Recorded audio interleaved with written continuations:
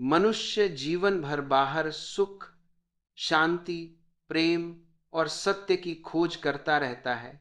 और यह समझ ही नहीं पाता कि जिसे वह खोज रहा है वह सदा से उसके भीतर ही उपस्थित है।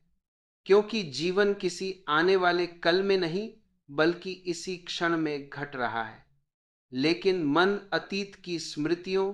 और भविष्य की कल्पनाओं में उलझा रहता है और इसी उलझन में दुख, भय और अशांति का जन्म होता है। जब व्यक्ति पहली बार यह देखने लगता है कि विचार उसके नहीं हैं बल्कि केवल आते जाते बादल हैं और वह स्वयं आकाश है,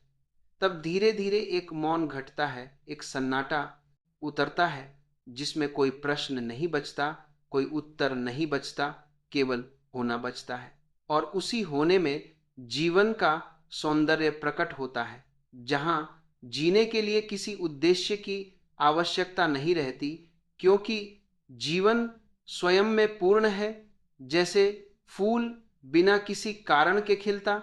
है, जैसे पक्षी बिना किसी लक्ष्य के गाता है, और जब मनुष्य इस सत्य को जीने लगता है तब वह तुलना, प्रतिस्पर्धा और नकल से मुक्त हो जाता है और अपनी मौलिकता में उतरता है, जहां न सफलता का अहंकार रहता है न असफलता का दुख रहता है, केवल जागरूकता रहती है,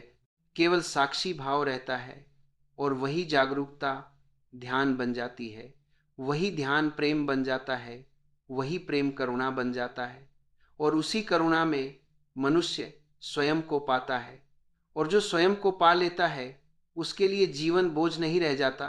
बल्कि एक उत्सव बन जाता है, नृत्य बन जाता है, एक प्रार्थना बन जाता है